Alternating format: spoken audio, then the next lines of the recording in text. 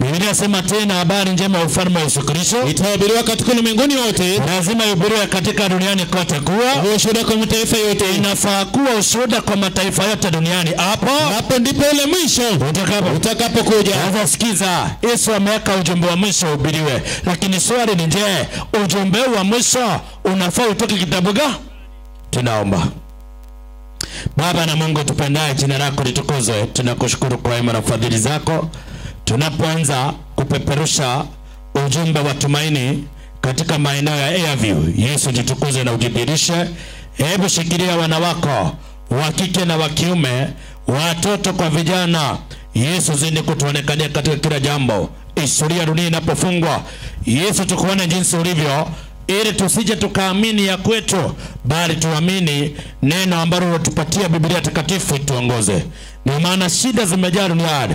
Maisha imekuwa magumu kwa sababu tumekataa kutii sauti yake. Yesu kuwa nasi tunapoanza mpaka mwisho, katika Yesu tumeomba na kuamini. Amen. Yesu anasema kuna injili ya milele inafaa ihubiriwe duniani. Hebu sikiza Ufunuo 14 mstari ni ule wa 6 na 7 inasemaje? Inasema safi, kisha nikaona malaika mwingine. Biblia inasema kisha nikaona mjumbe mwingine akiruka katikati ya mbingu. Akaona malaika akiruka katikati ya mbingu. Swali unaweza jiuliza, mbona huyu malaika asiruke kando, anaruka katikati? Yaani inasema akaona malaika mwingine akiruka katikati ya mbingu, lakini haruki kando, anaruka katikati ya pepo nne za dunia, north, east, west and south, lakini anaruka katikati. Kwa nini aruke katikati? Mungu alikusudia watu wake ikiwemo Israeli wadumu wakiwa wameinuliwa juu, maana anayeruka lazima akuwe mahali juu. Sasa malaika yule anaruka akiwa ameinuliwa juu, lakini akiruka katikati. Mungu anasema ilikuwa mpango wa Mungu, standard ya Mungu inuliwe juu, na watu wake wakiwa juu waanze kuvuta wengine kwake. Ezekiel 5:5, sikiza mtumishi. Bwana Mungu anasema hivi. Bwana Mungu anasema hivi. Huyu ndiye Yerusalemu. Huyu ndiye Yerusalemu. Ameuweka kati ya mataifa. Ameuweka katikati ya mataifa. Na nchi za uzunguka pande zote. Alikusudia tabia na maisha ya watu wa Mungu walioteuliwa na Mungu kuwa tunu kwake waekwe katikati, ili ya kwamba kila taifa duniani liweze kuona akiwa naruka ameinuliwa juu, lakini akiwa katikati na kuvuta wengi kwake. Hebu sikiza pole ndiweze kunielewa. Akaona malaika akiruka katikati ya mbingu, mwenye injili milele. Sikia, anahubiri hawa wakaji wa nchi. Anahubiria wanaokaa katika dunia. Inasema na kila taifa na kabila. Hata sikiza, ujumbe wa mwisho unafaa kuenda kwa kila taifa, kabila, lugha na jamaa. Safi. Akasema kwa sauti kuu. Anasema kwa sauti kuu hivi, mcheni Mungu na kumtukuza, kwa maana saa ya hukumu yake imekuja. Sikiza, ujumbe wa malaika wa kwanza unasema, maana tumeona safina ya Nuhu ilikuwa na mlango mmoja ukilenga Kristo. Yesu akitoka duniani akasemaje mtumishi, si ndio? Ule mlango ulimlenga nani? Yohana 10:7 inasemaje? Inasema 10:7. Safi. Ndiye basi Yesu aliwaambia tena. Yesu aliwaambia tena hivi, amina nawaambieni, hakika nawaambieni, mimi ndimi mlango wa kondoo. Sasa Kristo akitoka duniani akaacha mlango mmoja, lakini ndani ya ule mlango ukimkubali Kristo kwa ule mlango aliofungua, lazima ukubali safina iliyo na magorofa mangapi? 3. Sasa gorofa ya kwanza inasema upate kumcha Mungu bali mwangu, si ndio? Na anaongezea, tulijua jana kumcha Mungu ni kushika amri zake, lakini hatua ya pili nasema kumtukuza. Kufanya nini? Kumtukuza. Anasema give him glory, kumtukuza. Swali jioni ya leo, tutamtukuzaje Mwenyezi Mungu? Kwa sababu gani? Mungu alipoumba mwanadamu alitamani kwa mwili, kwa mawazo, kwa fikira zake amtukuza nani? Mwenyezi Mungu. Swali, tutamtukuzaje Mwenyezi Mungu? Mwenyezi Mungu. Wakorintho wa kwanza 10:31, sikiza. Basi mlapo. Wakorintho wa kwanza 10:31 inasema, basi mnapokula au mnywapo au mtendapo neno lolote, sikia, fanyeni yote kwa nini? Kwa utukufu wa Mungu. Mungu anasema mnapokula au mnapokunywa mnampatia Mungu utukufu. Kumbe kumtukuza ni chochote unachofanyia hii mwili inafaa impatie Mungu utukufu. Ndio maana kitabu cha Danieli kikaandikwa, kikawa na ujumbe wa siku za mwisho.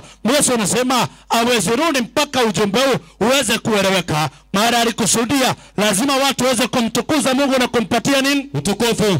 Kwa sababu gani mtumishi? Kila kizazi wakati giza inaingia duniani, Mungu lazima aseme let there be what? Light. Let there be light. Wakati giza inaingia. Tunaona katika uumbaji, wakati giza ilikuwa, Mungu anasema wacha kuwe na nuru mahali ambapo kuna nini? Kuna giza. Mungu anasema anytime darkness has been hovering katika maisha ya mwanadamu, Mungu anasema let there be what? Light. Let there be light. Lazima nuru iweze kuonekana. Na anasema ile nuru iko kwa nani mwanadamu, si ndio? Tutamalizia na ile andiko ili ujue ya kwamba kama kumekuwa na giza imeharibu maisha ya wanadamu, lazima nuru iweze kuonekana. Lakini ile nuru tutajua lilali. Sikiza pole mtumishi. Yesu akasemaje? Mlango amefungua mmoja, lazima lakini kuwa ndani ya mlango, ndani ya kanisa lake. Maana anasema ingieni kwa kupitia mlango ulio mwembamba, maana mlango ni mpana na njia ni pana inaendao upotevuni. Sasa sikiza, kumbe kwa Biblia mlango unafananishwa na njia.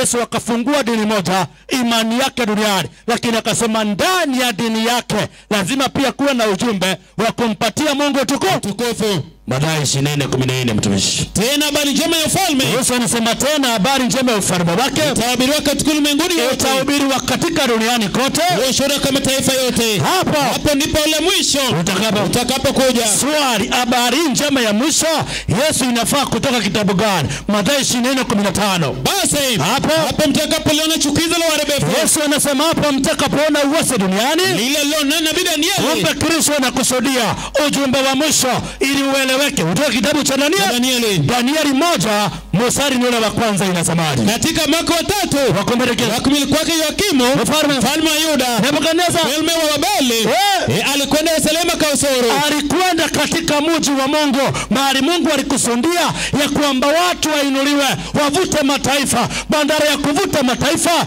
ikabindi taifa ngeni lililo na miungu ya kigeni limeingia kukamata watu wa nani? Wa Mungu, ili kuzima nuru Mungu aliyoipatia. Wataizima kwa njia gani? Danieli 1 mstari ni ule wa 5. Inasema huyo mfalme akawaagizia posho ya chakula cha mfalme. Danieli alipoona tumeona juzi walipangwa kubadilishiwa uzuri wa uso, natural beauty ondolewe. Ya pili sasa anasema lazima ya kwamba ili nuru walio nayo, ili tabia walio nayo iweze kuzima, lazima waagiziwe chakula cha posho ya nini? Ya mfalme. Posho ya nini? Ya mfalme. Posho ya nini? Ya mfalme. Teremka ndani kwa mtu. Na ya divai aliyokunywa. Sikiza, sio chakula tu, hata divai. Nataka uweze kuangalia kwa nini leo shinda zimejaa. Ni kwa sababu kuna kitu imeingia ndani yetu. Ndio Yesu anasema out of the abundance of the earth the mouth will do what? Will speak. Kilicho ndani ndio kinafanya nini? Kinaongea. Kinatoka. Sasa sikiza pole. Yesu anasema kwamba shetani akaanza kufanya kazi ili nuru iliyowekwa katika Yerusalemu isije ikaonekana. Lazima mawazo ingefanya nini? Ingekamatwa. Sikiza pole uweze kunielewa. Danieli 1:5 inasema mfalme akaagiza wapatiwe chakula cha mfalme, na sio chakula tu, pamoja na divai aliyokunywa nani? Mfalme. Teremka andiko. Akaagiza walisho hivyo. Muda wa miaka 3. Walisho miaka mingapi? 3. Miaka mingapi? 3. Miaka mingapi? 3. Miaka 3 ni significant mwalimu wangu, si ndio? Maana kila kizazi wajumbe wamekuwa kinuliwa ngapi? 3. Wajumbe wamekuwa kinuliwa ngapi? 3. Sasa Babeli inajaribu kukamata ifanye kinyume na mapenzi ya nani? Ya Mwenyezi Mungu. Walisho chakula miaka mingapi? 3. Miaka 3. Lakini mtumishi wa Mungu akasimama akamwambia mfalme ni sawa, lakini tunakuomba tu wewe uliyetumwa na mfalme tupatie tu chakula kingine, maana hiki kitatuharibu tabia Mungu isije ikaeleweka. Danieli 1 mstari wa 8. Lakini Danieli alazimu moyoni mwake. Danieli akaazimu moyoni mwake ya kuwa hatajitia unajisi kwa chakula cha mfalme. Danieli alijua nikikula chakula hiki cha mfalme, nikikaa karibu na mtawala, nikikula vyenye nakula, nitajiharibu nafsi yangu. Sikiza, akaazimu moyoni mwake hatajitia unajisi kwa chakula cha mfalme, wala kwa divai aliyokunywa, wala kwa mvinyo pombe aliyokunywa. Basi akamwomba yule mfalme. Sikiza, Danieli anajua ni kweli hiki chakula mnaona ni kizuri, lakini naomba tu unipatie nini? Soma andiko. Inasema akaomba mkuu wa mtoashi yule ampe ruhusa, ampatie ruhusa asijitie unajisi. Danieli aliona hiki chakula kina madhara, siwezi kitumia, kitaharibu nafsi yangu. Na maana Danieli alijua yeyote atakayeharibu mwili kuna siku ataharibiwa. Bosikiza Wakorintho wa kwanza 3:16 na 17. Inasema Wakorintho wa kwanza 3:16 na 17. Au hamjui ya kuwa ninyi mmekuwa hekalu la Mungu, mmekuwa hekalu la Mwenyezi Mungu, na ya kuwa Roho wa nani? Roho wa Mungu anakaa ndani yenu. 17 pale sikia. Kama mtu akiharibu hekalu la Mungu, kama mtu akiharibu hekalu la Mungu, Mungu atamharibu mtu huyo. Danieli alijua ukijitia unajisi uharibu mwili, Mungu atafanya atakuharibu. Yote anasema ya kwamba kwani chakula iko na uhusiano gani na wokovu? Tumishi, najua kuna watu maishani mwao wamejaribu kushinda dhambi, imeshindikana, si ndio? Kuna watu wamengangana. Chakula inatengeneza tabia kwa sababu gani? Nisaidie, niweze kusaidia hata scientifically uweze kuelewa. Chakula unapokula inaingia katika bloodstream, inasaidia the cells, na ndani ya cells ndio inapatikana DNA ya nani? Ya mtu. DNA ya mtu ndio inaonyesha kitu inaitwa the identity of a person. Sasa kama utakula vibaya, your identity, tabia yako yenye Mungu alikusudia itakuwa imefanya nini? Hiyo ni sayansi mwalimu wangu, si ndio? Hebu tudhibitisha kwa Biblia. Yesu alionyesha kuna uhusiano kati ya wokovu na chakula mwalimu wangu, si ndio? Na niona kitabu cha Danieli kama kitasimama katika zamu yetu siku za mwisho, lazima tujifundishe uraji Mungu aliyopanga ukuliwa kipindi cha mwisho. Marko 7:15. 7:15. Marko. Hakuna kitu kilicho nje ya mtu. Yesu anazungumza kwa mfano, anasema hakuna kitu kilicho nje ya moto ambacho kikimwingia ndani ya mtu chaweza kumtia unajisi. Yesu anazungumza, anaambia watu, maana watu wanamwingilia Mafarisayo. Yesu anawaambia hakuna kitu kilicho nje ya moto kikimwingia ndani chaweza kumtia nini? Unajisi. Maliza. Bali vile vimtokavyo ndivyo vimtiavyo unajisi yule mtu. Maliza. Mtu akiwa na masikio Yesu akamsema hivyo na akamaliza akasema, mtu akiwa na sikio la kusikia asikie. Safi. Hata alipoingia nyumbani, aliporudi nyumbani, wanafunzi wake ameuacha mkutano. Wanafunzi wake wakamuuliza habari za ule mfano. Unajua wanafunzi wanamkujia Yesu, wanamuuliza Yesu, kuna kitu ulisema na hatukuelewa. Yesu akawauliza, hata nyinyi hamna akili? Unajua Yesu alikusudia waliotembea naye wamuelewe kwa haraka. Soma andika. Inasema akawaambia, hivi hata ninyi hamna akili? Hamfahamu ya kwamba? Akarudia ile ujumbe tena, hamfahamu ya kwamba kila kitu kilicho nje ya mtu kikimwingia hakiwezi kumtia unajisi. Kwa sababu gani? Wala kwa mkweze kumtia unajisi. Kwa sababu Yesu anamaanisha wewe ukikula unaona inaingia tumboni, kisha kwa sababu hakimwingii moyoni ila tumboni tu, kisha chatoka kwenda chooni. Hebu sikiza. Na Yesu akamaliza akasemaje? Na kwa kusema hivi alivitakasa vyakula vyote. Ndio unaona watu wamesema Yesu alitakasa kila kitu, bora kinawezaliwa tu, si ndio?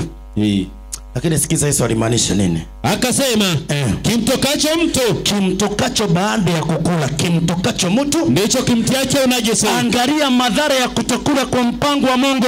Kimtokacho mtu ndicho kimtiacho unajisi. Kama gani?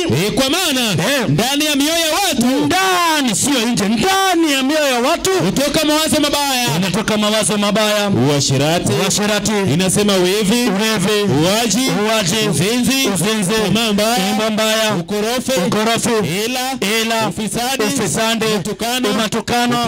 Maliza. Haya yote yaliyo maovu yatoka ndani. Kumbe wewe ukikula unafikiria kwamba ni kukula tu ina madhara, si ndio? Na umengangana kushinda tamaa ya wanawake mpaka wa nini? Waleo. Angalia mondamo chenye kinaingia ndani. Danieli alielewa, nikikula kinyume na mfalme, kinyume na Mwenyezi Mungu, nikula vyenye mfalme anatupatia, nimeitwa kuinua nuru ya Mwenyezi Mungu. Ijapokuwa niko katika Babeli, mahali pamechafuka, Yesu lazima aonekane. Bwana Yesu asifiwe. Amina. Nisikize pole. Tabia za wengine tuko kanisani zimekataa kurekebika kwa sababu mdomo imekataa kutii sauti ya nani? Ya Mwenyezi Mungu. Ndio Yesu anasema katika safari ya imani, Unajua tunatafuta kuwa wenye subira mwalimu wangu, si ndio? Hebu soma Ufunuo 14:12 sikiza kidogo. Hapa ndipo penye subira ya watakatifu. Hapa ndipo penye subira ya nani? Ya watakatifu. Safi. Hawa zishikao amri za Mungu na imani na Yesu. Ndio unaona leo wengi wamechoka kumngoja Yesu. Subira imeisha. Swali, kwa nini subira hakuna mtumishi? Petro wa pili mtumishi 1 mstari wa 4. Kwa nini subira hakuna? Ni kwa sababu kiasi hakuna. Ndio Danieli anafundisha watu, kama tutashinda lazima turudi kwa kiasi. Soma andiko inasemaje? Tena kwa hiyo ametukirimia ahadi. Yesu ametuwekea ahadi mno kubwa mno, ili kwamba amani, ili kwamba kwa hizo mpate kuwa washirika wa tabia ya uongo, mkiokolewa na uharibifu, uliwemo duniani kwa sababu ya tamaa. Kwa sababu ya tamaa teremka. Na kwa sababu hiyo mkijitahidi sana kwa upande wenu. Mungu anasema tujitahidi kwa upande gani? Upande wenu. Kwa Kristo amekufa msalabani, lazima nijitahidi nyumbani, katika meza yangu. Tukijitahidi sana kwa upande wetu, katika imani yenu, tieni na wema. Imani ya Yesu inakupatia utu wema. Ili nikuwa na utu wema, sikiza, imani utu wema, na utu wema na katika wema wenu safi maarifa, na katika maarifa kiasi. Angalia kiasi imekosekana, ndio maana tabia bado haijabadilika. Danieli anasema nikikula vyenye mfalme anataka, siweze mpatia Mungu nini? Utukufu. Ndio Mungu anaambia fundisha watu jinsi ya kukula, sio kukula tu maana chakula kiko mezani. Tabia imefanya nini? Imezorota. Lakini watu wanasema Yesu amekaribia kurudi, lakini ulaji umefanya nini? Ni mbaya. Hebu angalia ili andiko mtumishi. Danieli anasema siwezi jitia unazi kwa chakula cha nani? Cha mfalme. Maana Danieli alifundishwa ukikaribishwa kwa meza na mtawala, angalia kilicho mezani, sio kukula kila kitu. Anza kuchagua itakayompatia Mungu tukufu. Hebu sikiza kitabu kile cha Mithali 23 mstari wa kwanza. 23:1. Mithali inasema utakapoketi kwa meza wa chakula pamoja na mtawala, angalia sana yeye aliye mbele yako. Safi. Tena ujitie kisu kooni. Ujitie kisu kooni kama wewe ni nani? Ukiwa mrafi. Angalia nini kwa mezani ukikaribishwa na mtawala. Leo akikaribishwa kile mtu anakula, anasema imani baadaye. Imani nini? Baadaye. Hapo ndio mtu kumbe hii inakuanga mbaya. Zaidi iko ndani ya nini? Ya tumbo. Ndio na kipindi cha mwisho Mungu akasema mtakapokataa kula kwa mpango wangu mtaraniwa. Na angalia leo mtumishi, si ndio? Kabla tuende pale, sikiza. Danieli alipojua hivyo akaamua kuita mtawala anayewatawala, akamwambiaje? Danieli 1:12. Tafadhali utujaribu sisi watumishi wako. Danieli anasema utujaribu sisi watumishi wako muda wa siku 10. Muda wa siku ngapi? 10. Na watupe mtama. Watupatie kwanza mtama na nini tule. Danieli alijua chakula kinaweza nipatia utukufu katika hii mji, lazima nirudi kwa mtamba na nani? Na maji. Kizungu inasema pulse, ikimaanisha balanced diet ambayo itamsaidia kustahimili. Na baada ya siku 10 walikuwa wako wazuri kuliko waliokula chakula cha nani? Cha mfalme. Sikiza. Ni kweli tumepatiwa ulaji, lakini sio kila kitu ya kufanya nini? Ya kuliwa. Lazima uangalie kama inampatia nini? Mungu tukufu. Sasa utajuaje hii Mungu amekubali iliwe na isifanye nini? Isiliwe. Timotheo wa kwanza 4:4 sikia. Inasema Timotheo wa kwanza 4:4. Kwa maana kila kiumbe cha Mungu ni kizuri. Wala hakuna cha kukataliwa kama kikipokewa kwa shukrani. Sasa ili uweze kukitumia kipokewa kwa shukrani, lakini kwanza inasema kwa kuwa kimetakaswa kwa neno la Mungu. Ili niombe chakula ni kule, lazima ikuwe imetakaswa number 1 na neno la Mungu. Ya pili na kwa kuomba. Kumbe Biblia ikikubali naombea nafanya nini? Unakula. Kama haijakubali hata usiombe. Wewe kula tu. Unyongee mbele.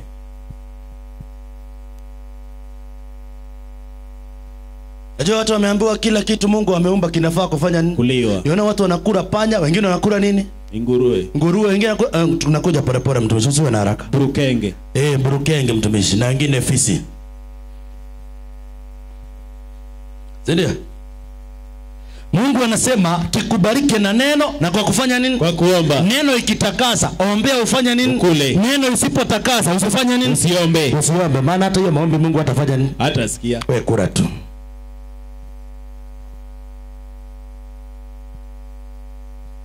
Danieli akaelewa. Swali linabaki, Danieli ulisoma wapi mtama inafaa kuliwa? Mlifundishwa na nani? Hebu angalia katika uumbaji wa mwanadamu. Hebu sikiza, Mungu anapoumba mwanadamu, Mwanzo 1:26 mtumishi mwalimu wangu inasemaje? Mungu akasema, na tumfanye mtu kwa mfano wetu, na tumfanye mtu kwa mfano wetu, kwa sura yetu, wakatawale samaki wa baharini, na ndege wa angani, na wanyama, ili mwanadamu atawale, ili aweze kuwa na nia sawia na Mungu. Akaumba kwa mfano wa Mungu na sura ya nani? Ya Mungu. Na ili Mungu alipomuumba akajua ng'ombe lazima ale majani, mwanadamu anafaa kula nini? Majani. Wewe ng'ombe lazima ale majani, si ndio? Swali, mwanadamu anafaa kukula nini? Kukula nini? Mwanzo 1 mstari ni ule wa 29, sikia. Inasema, Mungu akasema, tazama, nimewapa kila mche utao mbegu ulio juu ya uso wa nchi. Inasema, na kila mti ambao matunda yake yana mbegu vitakuwa ndivyo chakula chenu. Chakula chenu. Mungu anapatiana mche utao nini?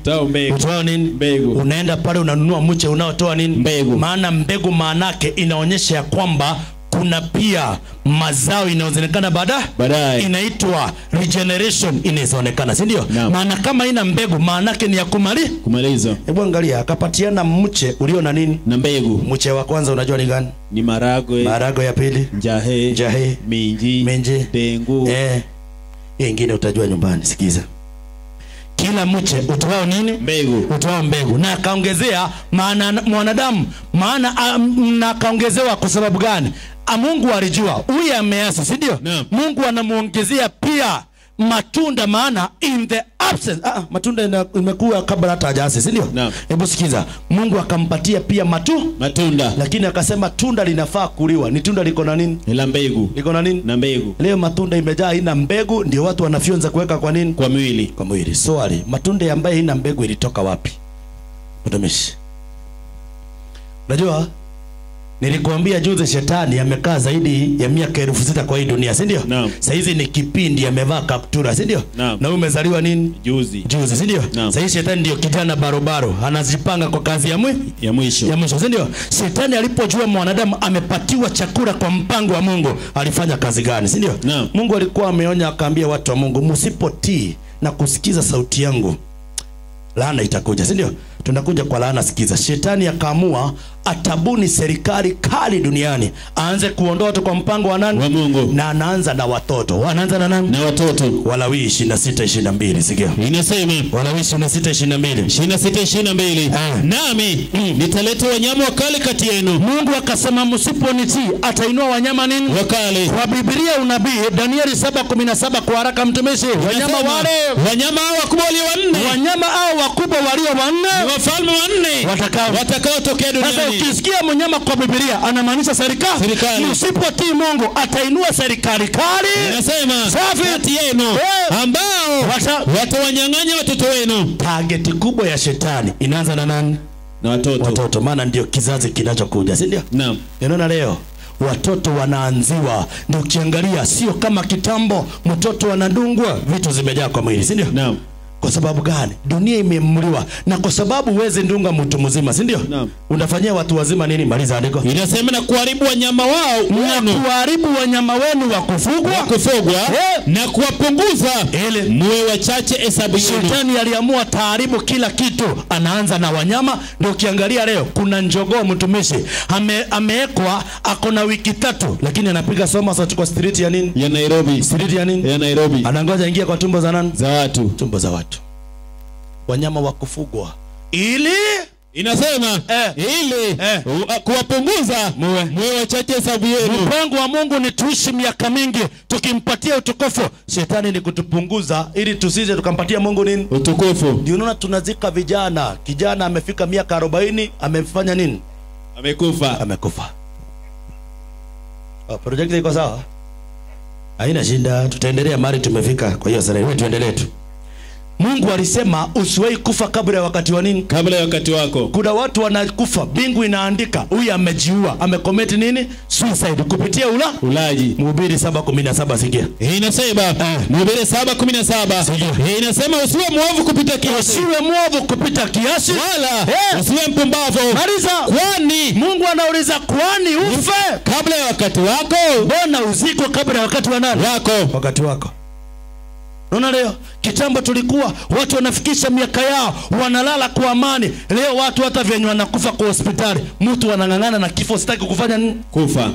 Kitambo watu walikuwa nakufa kwa amani. Babu zetu walikuwa wanagawa mali, wanaita familia, wanaongea, analala. Kama babu yangu alikufa akiwa anakunywa maziwa, mtumishi anaongea na kazini yangu vizuri, ashatuita sisi wote, akilala alilala bila si. Enda leo Kenyatta, enda wapi? Kenyatta. Mtu akikufa mara moja anang'ang'ana asifanye nini? Kifo imekuwa pia shida. Kwa sababu gani? Tumekataa utaratibu wa Mungu. Ndio? Naam. Kwa sababu Mungu anasema ametupatia kila mche utoao nini? Mbegu. Mwanadamu anapoumbwa akapewa chakula, na kwa sababu hiyo akaongezewa. Akafanya nini? Akaongezewa. Akafanya nini? Akaongezewa. Kuna mahali umeguza. Sawa. Akaongezewa chakula cha pili mwanadamu, si ndio? Dhambi inapoingia, mwanadamu anapokorogwa na shetani, wakati mtu wa uzima umeondolewa, maana anje kula endelea kuishi milele. Mungu akajua ili mwanadamu aweze kupata afya nzuri, ili kuwa na regeneration na kinga ya mwili, Mungu akampatia chakula cha ngapi? Cha pili. Chakula cha ngapi? Cha pili. Chakula cha ngapi? Cha pili. Chakula cha pili. Chakula cha pili alichopatiwa basi ni chakula gani? Mwanzo 3:18. Michongoma na miba. Mungu akasema michongoma na miba nitakuzalia. Maliza. Nawe utakula mboga za kondeni. Mungu akaongezea chakula cha pili, mboga za nini? Za kondeni. Mboga za nini? Za kondeni. Mboga za kondeni. Mboga za kondeni.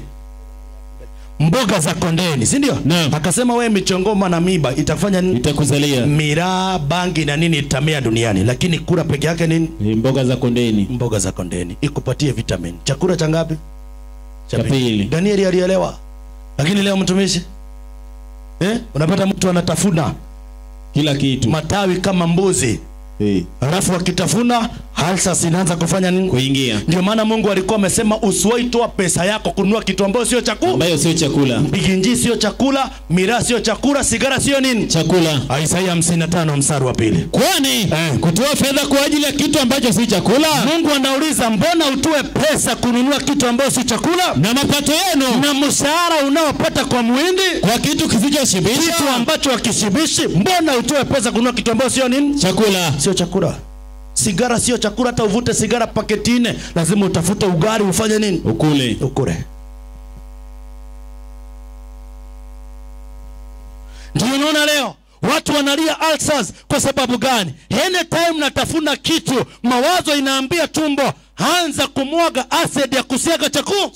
Umetafuna mate peke yake, acid imemwaga, inachoma utumbo wa matumbo, ndani ya tumbo vindonda vinaanza kutokea. Naona kidonda kinaendelea kuzana, inaitwa H pylori. Mtu anaishi kulia, hasa inanipiga, lakini unanunua kitu ambacho sio nini? Chakula. Sio chakula.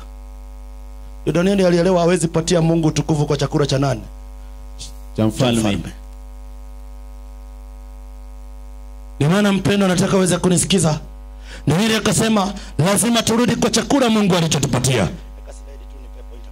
Lazima turudi kwa kile chakula Mungu alitupatia. Ndio ukiangalia dunia leo, watu tumekataa mpango wa Mungu, tumeanza kuepa. Dhambi inapoingia chakula cha ngapi? Cha pili. Biblia inasema dhambi kazidi zaidi. Mungu akasema lazima nilete chakula cha tatu, lakini ili nipunguze watu duniani. Hebu sikiza chakula cha tatu mtumishi. Hebu anzia Mwanzo 6 mstari wa 1. Inasema ikawa na damu walipoanza kuzidi usoni pa nchi.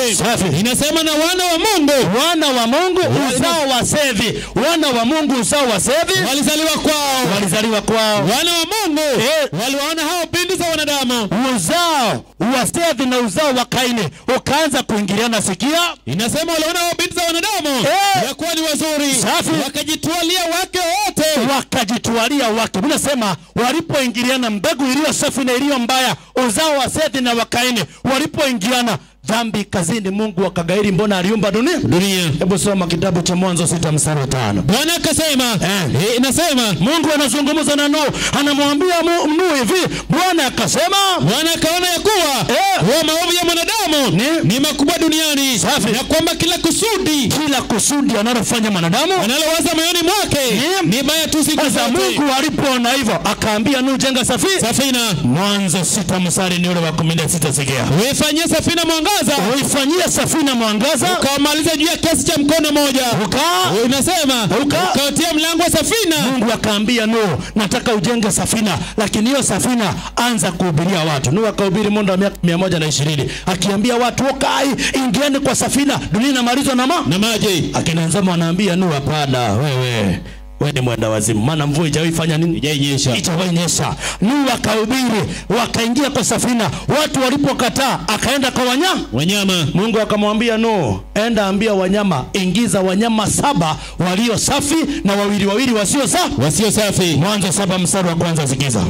Walawia Mwanzo 7:1. Mtumishi tuko. Inasema Mwanzo 7:1.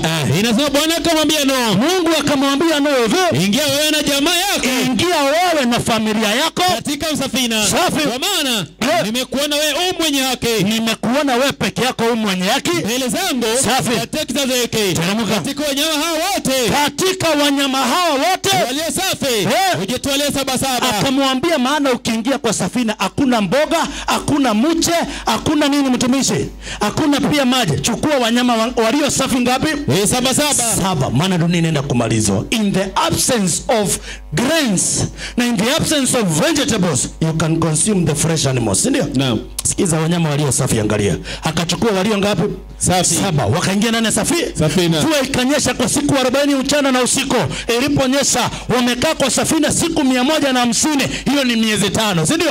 Hakuna chakula. Mungu akamwambia lazima ukule wanyama. Ndio na wanyama wakapatiana, lakini akamwambia hili kula hao wanyama lazima ukule kwa njia fulani. Sio kila kitu unakula, lazima ukule nyama, maana aliyeruhusu nyama iliwe ni nani? Ni Mwenyezi Mungu. Lakini nyama ilimepatiana ili kupunguza watu kwa sababu ya dhambi. Sikiza, inapopatiana akamwambia ili mkule hii nyama. Mkule nini? Nyama. Hii nyama mnafaa kuikula kwa njia fulani. Mwanzo mtumishi 9 tusikia.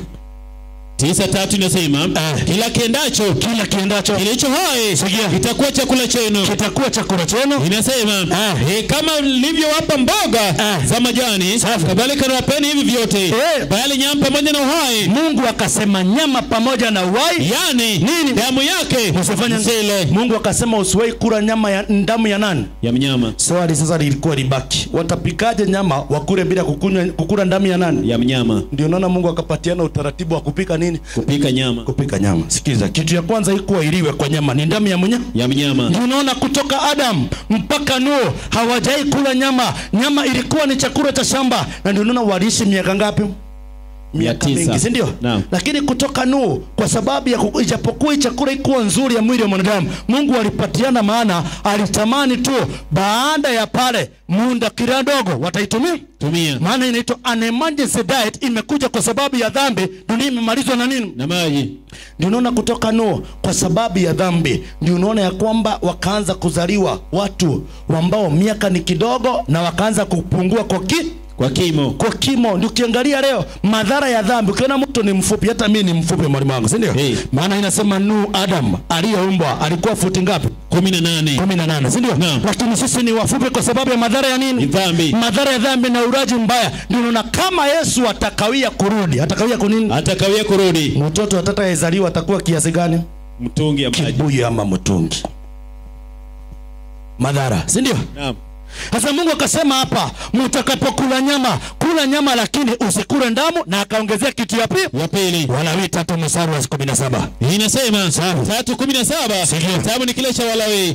Inasema neno hili litakuwa amri ya daima katika vizazi vyenu vyote, ndani ya nyumba zenu zote, ya kwamba hamtakula mafuta ya mnyama wala damu kabisa. Akasema usikule mafuta wala damu. Wewe kula tu nyama lakini usikule mafuta wala damu. Swali sasa linabaki, ili kupika nyama mwalimu wangu, maana hii ndio chakula Mungu alipatiana ya kwanza, si ndio? Ninaona ili sasa kukula nyama, ninaona Mungu anasema ili ukule nyama kuna njia ya kupika nini? Nyama. Kuna njia ya kupika nyama. Tuende kwa kupika nyama. Mungu hajakataa ukule nyama, lakini ukitimiza njia aliyopatiana kula nini? Nyama. Kula nini? Nyama.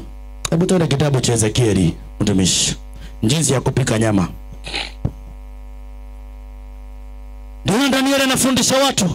Kwa nini leo shinda zimejaa? Shinda iko katika sufuria. Ndio ukichukua jina kifo mwalimu wangu, si ndio? Kwa kizungu kifo imeandikwa DEATH, si ndio? Ukitoa D ya kwanza na H ya mwisho, nini inabaki katikati? Eat. Ulaji ndio unasababisha maafa mengi duniani. Hebu soma andiko linasemaje?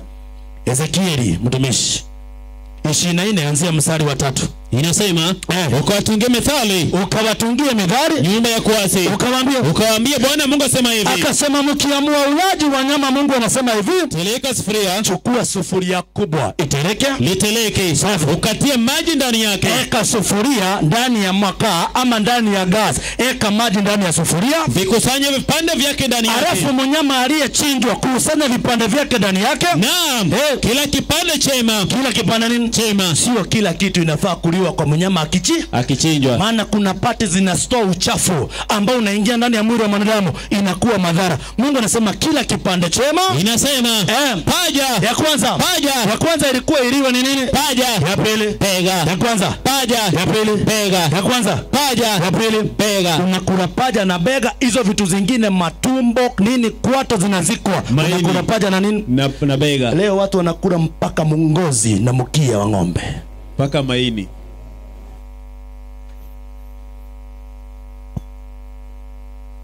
Tumeona wengine wakisema nataka matumbo ya kuku, sije pale chini. Sasa hiyo story. Unachagua vitu ngapi?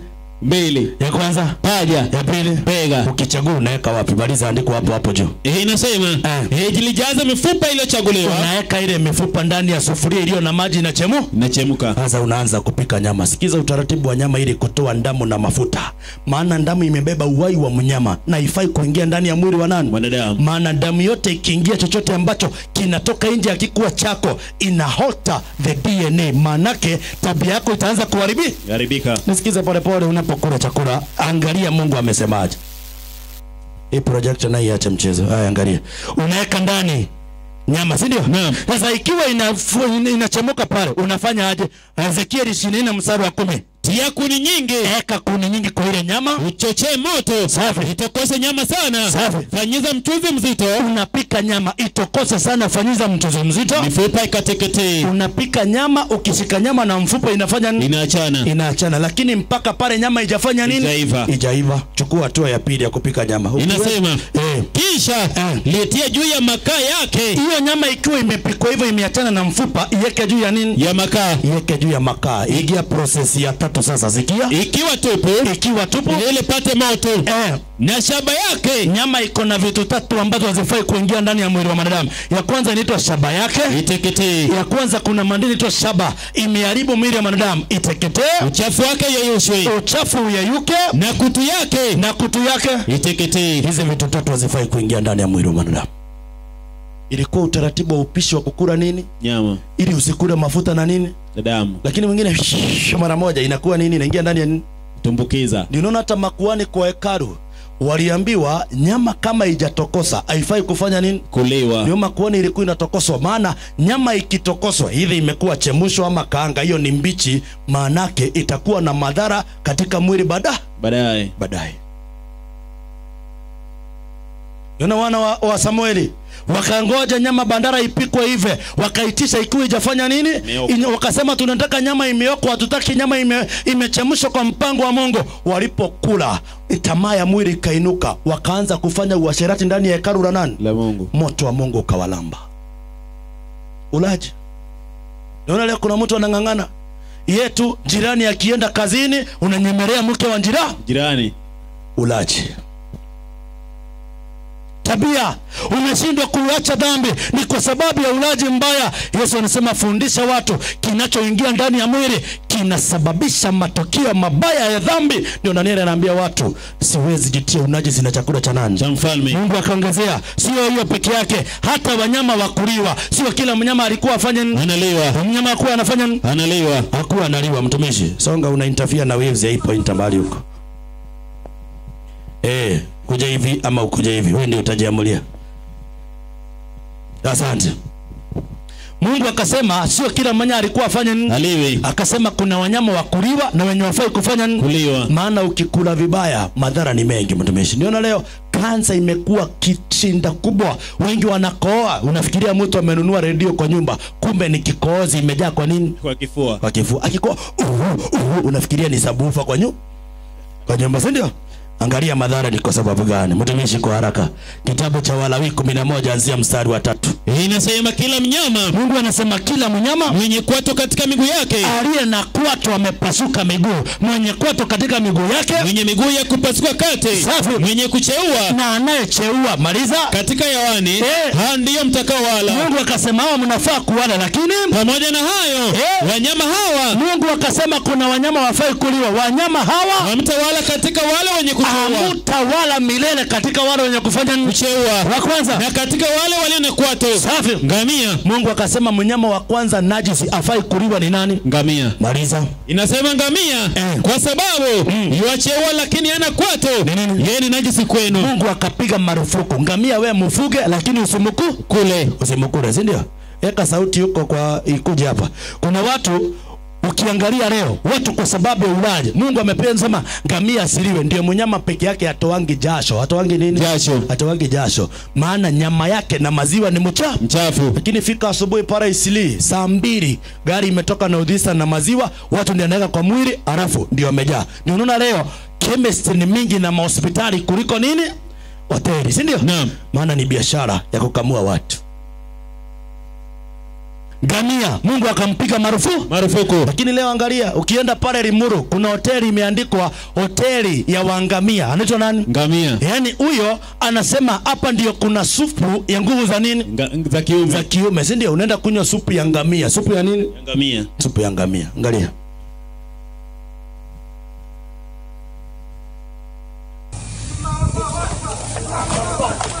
Naona wanyama wanajitetea, kila unalia kwa sababu ya matokeo ya dhambi. Mateso makubwa kipindi cha mwisho. Angalia.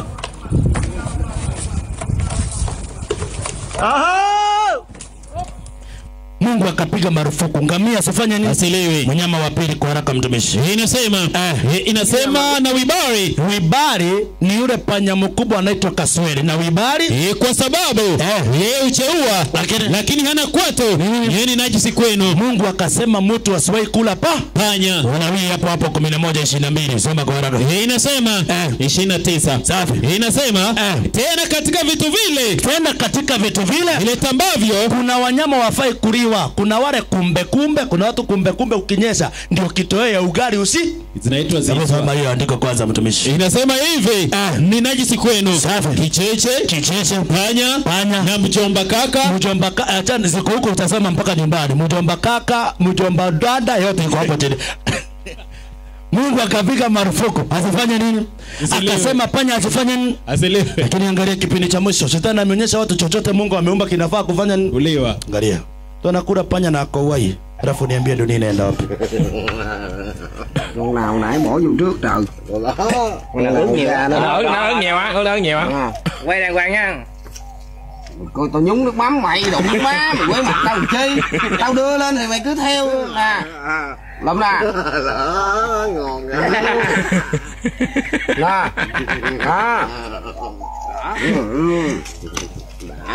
xuống đéo má như Bồ Tát, hào Bồ Tát. Bà nó mẹ ơi. Bỏ ơi, đéo mà bỏ nhiều quá cái bò mất. Trời ơi, mày bỏ mấy chục cái thôi, lỡ mấy chục này ra. Mấy chục cái lông sao ăn má. Đủ quá đây cháu này cháu. Hai cái món này hơi đắng à. Đéo má ăn được bỏ. Đủ mẹ 5-7 con. Ukishinda kula ikiwa mbichi unapikula nyama inaitwa nini? Panya choma, si ndio? Angalia.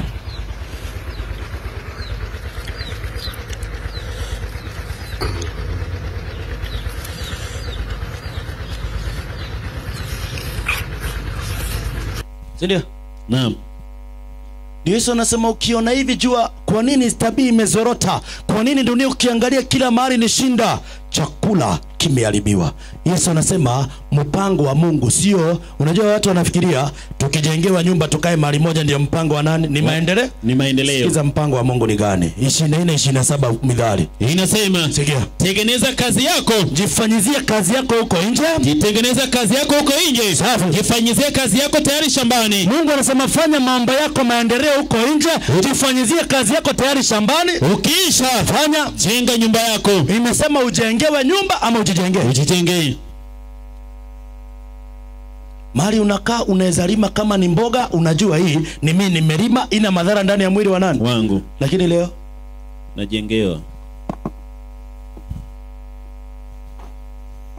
Watu wanakula vibaya. Ndio unaona magonjwa. Hebu soma Walawi Kumbukumbu la Torati 28. Mungu alisema msipotii sauti yake, hataamua kuharibu kila kitu, hataruhusu wanyama. Ndio unaona dunia inalaana kipindi cha mwisho. Unapata watu wameshikwa na magonjwa kwa sababu ya ulaji mbaya. Hebu soma Kumbukumbu la Torati 28:14. Inasema msipogeuka. Mungu anasema msipogeuka katika maneno ya amrio leo. Safi. Wala lote kwenda mkono wa kuume wala wa kushoto. Safi. Wa kuifuata miungu mingine na kuitumikia. Safi. Lakini itakuwa usipotaka kuisikiza kwa bidii sauti ya Bwana Mungu wako, usiangalie kufanya maagizo yake yote na amri zake ni kuagizaza hivi leo, ndipo zitakapokujia laana. Zitakuja laana, utalaaniwa mjini. Dunia laana iko mjini na utalaaniwa na mashambani. Angalia laana ambayo imeshika dunia. Kumbukumbu la Torati 28:22. Inasema 28:22. Inasema Bwana atakupiga kwa kifua kikuu. Tunaona TB imekamata watu, maliza. Na kwa homa, fever, maliza. Na kwa kuwashwa, arthritis, teremka. Na kwa hali ya moto, utateremka mpaka 68. Utaona hemorrhoids na nini zimeshika watu kwa sababu ya ulaji mbaya.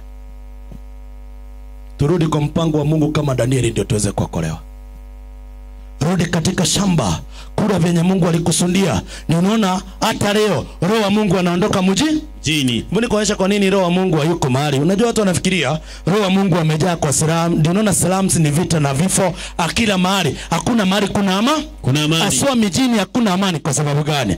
Kumbukumbu la Torati 23:13. Nawe uwe na jembe lako dogo. Mungu alikusudia ukiwa unatembea wana wa Israeli uwe na jembe lako ndogo katika silaha zako. Na kila napo utomapo nje, ukienda haja hapo nje, maliza. Uchimbe kwa lile jembe. Unachimba, maliza. Na kugeuka na kufunika. Na kukifunika kutokacho. Ukienda haja kubwa unachimba, unafunika. Sasa kwa nini Mungu alikusudia watu wafunike uchafu wao? Maliza andiko. Kwa kuwa Bwana Mungu wako yuwatembea. Mungu anaweza kuwa anatembea akuje akusaidia kuokoa katika kituo kuokoe na kutolea adui zako mbele zako.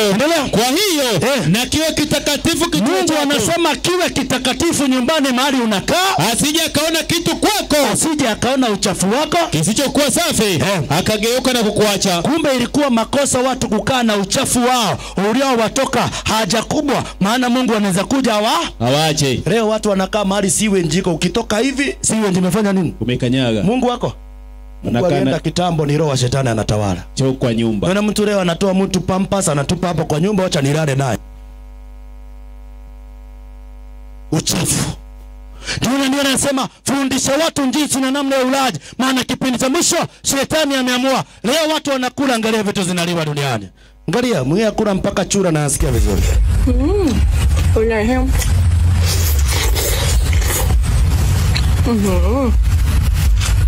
Ni dunia imeharibika. Wengine wanakula vitu vya ajabu. Kipindi cha mwisho ndio unaona kesho akiangalia naona hii kizazi kimeharibika. Lazima nifunge historia ya dunia. Kama uko katika mpango wa Mungu, Yesu anataka kumaliza dunia. Utakuwa upande gani? Angalia.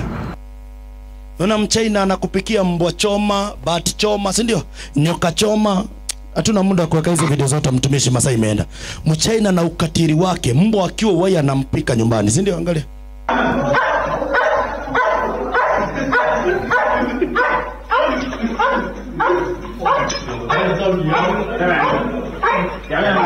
Unaona Yesu anakuambia ukiona hizi vitu zote amua kutembea na Yesu. Rudi kwa uraji wake. Rudi katika chakula cha asili. Turudi tuweze kuwa na afya nzuri. Tuishi miaka ya kumtukuza Mwenyezi Mungu. Angalia mnyama watatu mtumishi kwa haraka. Nguruwe, Danieli, mtumishi kwa haraka. Inasema na sungura kwa sababu cheua lakini hana kwato. Mungu akapiga marufuku pia sungura asiliwe. Na nguruwe Mungu akasema nguruwe maliza kwa sababu yeye anazo kwato. Nguruwe akona kwato. Ni mnyama inasema ni mwenye miguu iliyopasuka kate. Lakini cheui yeye ni najisi kwenu. Mungu akasema nguruwe asifanye nini? Asiliwe. Nguruwe asifanye nini? Asiliwe. Akasema msimkule nguruwe, msile nyama yao wala msiguze mizoga yao. Mungu anasema usikule wala usifanye usiguze. Utembee mahali pale kwa vichorochoro za Kitengela upate kumeandikwa, ukidhani unaweza kojoa hapo utashikwa, si ndio? Upatikane unadhana kidogo ni kama unataka kufanya nini? Ukojoa. Utashikwa ama utashikwa? Unashikwa. Na ukidhania ukojoe una makosa mara ngapi? Mara 2. Sasa ukishika nguruwe na umukule dhambi mara ngapi? Mara 2. Ni Mungu akasema nguruwe asiliwe. Alikuwa kifagio ya nani? Ndio munispo ya Mungu. Ndio ukiangalia nguruwe anakula lakini anatoa uchafu. Sijali project imekataa. Anakula lakini pale chini ya miguu anatoa uzaa. Ni kiumbe kiko hai lakini kimekufa. Kinafanya recycling ya uchafu. Maana mahali nguruwe anaweka mdomo unaweza kanyanga na mguu. Uwezi. Lakini unamngoja kwa nini? Kwa sahani. Kwa sahani. Ulaji mbaya. Unaona saizi mambo imeharibika. Familia wa mama wanasema wazee wameshindwa kazi kwa sababu ya ulaji. Mungu anasema kifo iko ndani ya nini? Ndani ya sufuria. Ndani ya sufuria. Wafalme wa pili 4:40 mtumishi. Inasema 4:40. Inasema basi wakawapakulia hao watu, wakawapakulia wale watu wale. Ikawa walipokuwa katika pilika za kula chakula wakapiga kelele wakisema mauti imo sufuriani. Kifo kimepatikana katika sufuria. Ndio maana mama unayepikia mzee wako angalia unampatia nini kipindi cha nini? Cha mwisho. Unayelisha watoto ndio maana pia tabia zimezorota za watoto kipindi cha mwisho. Ni wakati wa kurudi katika mpango wake Mwenyezi Mungu. Turishe watu katika njia inayofaa, tabia imarike, tumpatie Mungu tukufu. Bwana Yesu asifiwe. Amina. Bwana Yesu asifiwe. Amina. Naona masaa imeenda. Kesho pia ni siku. Tunaingia Danieli 2. Hatungemaliza Danieli 1 maana ni fundisho refu. Hapa ni kukuja kukupatia injili. Amini. Njoo kanisani utaelewa zaidi mpango wa Mungu. Amina. Hata tukingangana aje kwa wiki hizi 2 hatuwezi maliza Biblia maana ni pana, lakini utaielewa Mungu akikuongoza. Na uwezi elewa bila roho wa nani? Na roho wa Mungu anakuja kupitia ubatizo. Yesu anasema anapobatizwa roho anashuka anatuelekeza katika kweli. Hata sikiza ninapomaliza. Mtu yote anatafuta haki ya Mungu aweze kuokolewa. Hebu sikiza vile mimi nasema. Wacha nione kwa ishara ya mkono. Ni wangapi wanatafuta haki ya Mungu iweze kudhihirisha maishani mwao? Unatafuta kuwa mwenye haki, inua mkono vizuri. Hebu sikiza ili andika ukienda nyumbani. Mithali 12:10. Mwenye haki, Mungu anasema mwenye haki ufikiri uhai wa mnyama wake. Mwenye haki anafikiria uhai wa njogoo aliye nyumbani, bali huruma za mtu mwovu ni nini? Ni ukatili. Ni ukatili. Mungu aliweka wanyama watufundishe turudi katika chakula cha asili. Bwana Yesu asifiwe. Wangapi anasema jioni leo ningetamani kuwa mwenye haki. Ningetamani Yesu ukihesabu watu wako ni kuwe pale. Simameni na mpige hatua tunapoomba. Kesho ni siku. Tunaingia na Danieli 2 kesho. Na nina imani project itafanya vizuri. Ndio tuone mahali uganga mkubwa shetani ameleta duniani kuharibu maisha ya wanadamu. Ndio maana leo tumeweka tumaini, tumekorogwa akili. Shetani anaanza polepole kutoka vyakula akikuja mpaka masuala ya kiroho. Aondoe tu kwa mpango wa Mungu. Pigeni hatua nyote, kujeni huko. Nataka kujeni hapa kwa speaker, mbele ya speaker. Hata mliokaa pale mnakula mandazi karibieni. Tunawaalika nyote tubarikiwe mlio katika nduka. Karibieni tuombe kwa pamoja. Yesu angetamani kutuokoa, lakini lazima tukubali sauti yake inapozungumza. Karibia ndugu uliye kwa gate huko, njoo usiende. Karibia usio mkutano wa siasa. Njooni tuweze kuomba ndio tuweze kwenda nyumbani. Yesu anatuita. Yesu anatupenda. Angetamani tuwe kama Danieli. Danieli alipokula vizuri, hebu sikia. Kuna watu wamengangana kuelewa masuala ya Mungu ya Biblia.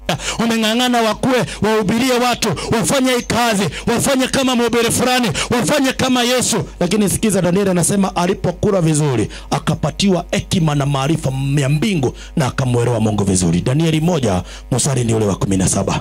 Inasema basi kwa habari za hao vijana wanne, kwa habari za Danieli, Azaria, Mishaeli na Abednego, sikia, Mungu aliwapa maarifa na ujuzi. Mungu aliwapa maarifa na ujuzi katika elimu na hekima. Katika elimu na nini? Na hekima. Na hekima yote. Ukitaka kujua hekima ya Mungu na elimu ya Mungu, jifundishe kula kwa mpango wa nani? Mungu, si ndio? Watu wanashinda wahubiri hawaangalii mahali kwa Biblia. Jifundishe kukaa na Mungu na uraji wa Mwenyezi nani? Turudi kwa mpango wa Mwenyezi Mungu. Nataka kuuliza swali jioni ya leo. Ni wageni wangapi wametutembelea kama jana? Wameamua kuja kutembea kusikiza ujumbe nilikuwa napita nikasikia nikasimama. Nimeamua kuja kusikiza mpaka tumemaliza. Kama wewe ni mgeni wetu, inua mkono juu. Umetutembelea leo? Wageni leo wamepotea? Wacha nione Waadventista wa Sabato mlio hapa. Inua mkono vizuri. Mungu abariki zaidi. Mzee, karibu pia, nimekuona leo. Mungu akubariki sana. Tuzidi kubarikiwa. Hata nyinyi mlio pale nyuma, Mungu awabariki sana na watie mema. Tujifundishe kula kwa mpango wa Mungu ili tuwe na afya nzuri. Haleluya. Maana tukiwa na afya nzuri tutamuelewa Mungu. Tutaelewa kazi ya nani? Yesu anasema fundisha watu tukue kama Danieli. Hebu sikiza hili andiko linasemaje. Ezekieli 14:14. Anasema kipindi cha mwisho anatafuta individuals kama Danieli na Nuhu ama kama Ayubu watakaosimama kipindi cha mwisho. Utajiokoa peke yako au jiokoi na mke wako ama jirani yako? Unasimama peke yako, maana imani ni ya mtu binafsi. Ezekieli 14:14. Wajapokuwa watu hao watatu, sikia, Nuhu, wajapokuwa watu hao watatu duniani kipindi cha mwisho, Nuhu, Danieli na Ayubu wamo ndani yake, wamo duniani kipindi cha mwisho, wangejiokoa nafsi yao wenyewe tu kwa haki yao. Wangejiokoa nafsi zao wenyewe kwa haki ya nani? Haki yao. Individual salvation. Ndio Yesu anakuja kuita watu kipindi cha mwisho. Ushajielewa na ushaona nimekosea. Sasa individual inasimama kama Danieli. Ijapokuwa nitatupwa katika tundu la simba, ijapokuwa nitauawa, lakini niko tayari kutetea kweli liwe liwaro. Ijapokuwa familia itanikataa, watu watanikataa, niko tayari kusimama kama Danieli. Ndio watu Yesu amekuja kutafuta. Watakaoamua kurudi kwa mpango wa nani? Wa Mwenyezi Mungu. Nataka kuuliza, kuna mtu wako hapa hajaibatizwa, hajaikuwa na uhusiano na Yesu, angetamani Yesu, ningetamani kuanza upya na wewe. Nisaidie bila kuogopa yote. Ningetamani kusimamia kweli. Kama ni ombi lako, inua mkono juu. Ungetamani kutembea na kweli liwe liwaro, uipiganie kipindi cha mwisho. Inua mkono vizuri. Wacha niulize hili swali vizuri. Barikiwa sana mzee. Karibia tuweze kuomba na wewe. Karibia mzee. Mungu akubariki. Kuna mwingine ningetamani Yesu nisaidie. Ningetamani kuanza upya wa maisha. Ningetamani kupiga hatua hii ya imani. Ijapokuwa sijui nitawezaje, hivyo nimeko na uhakika Biblia ikiniongoza na yaweza yote katika Yesu anitie nguvu. Kuna mwingine? Haya, kama utakuja hapa, wacha niulize swali la mwisho. Nongapo anasema nimefurahishwa na ujumbe na ningetamani kuanzia kesho unapozidi kuelezea, nitazidi kujiandaa kwa ufalme wako unaporudi mara ya pili. Ninapoenda nyumbani ningetamani Yesu nishike mkono, pia kesho nirudishe, nizidi kusikia sauti yako inapozungumza. Tunaomba. Baba wetu na Mungu tupendaye, jina lako litukuzwe. Tunasema ni asante Yesu kwa wema na fadhili zako. Umetulinda ukatuongoza. Unasema hata moyo mmoja ukikuja kwako kuna furaha mbinguni. Ndugu yetu amejitoa, angetamani aanze upya na wewe Kristo, ukimuongoza na familia yake. Yesu mshikilie, mpatie nguvu. Hata wengine ambao wako katika bonde la kukata kauli, wako pale wanalemewa, Yesu zidi kuonekania. Akina mama, akiwazee, vijana wa kike na wa kiume na watoto, hebu turudishe katika njia yako. Yesu, tungetamani kusimama kama Danieli, lakini kama tukisimama katika kama Danieli, lazima tuje kula jinsi alivyokula, tuishi vyenye Danieli aliishi, tukiongozwa na Roho wako. Hebu tukumbuke kila mmoja mahali tumeenda kinyume, tusamehe. Asante kwa kushikilia vyombo zetu, kushikilia hali ya anga, kushikilia koo zetu na hata kuzungumza nasi jioni ya leo. Tunapoenda nyumbani, tembea nasi, zidi kutulinda na kutuhifadhi. Wafanya biashara wa hii eneo wakumbuke, wakaaji wa hili eneo waonekanie, walio ndani ya manyumba wabariki. Yesu anapozidi kusikia sauti, wacha wakuwe kwa kikundi ambacho kinachoandalika kwa kurudi kwako mara ya pili. Tufundishe kulisoma neno lako, kuishi kwa neno lako, maisha yetu ikuwe practical unapotuandaa kwa ufalme wetu, ufalme wako ambao unaokuja. Wanakwaya walioimba leo wakumbuke pia nao, walinde wahifadhi pia kesho. Yesu, ujumbe uzidi kuendelea. Jina lako linapozidi kutukuzwa, malaika zako watembee nasi, na tuonapo asubuhi, jina lako litazidi kutukuzwa. Katika Yesu aliye Bwana mkombozi wetu tumeomba na tukuamini. Amen. Mungu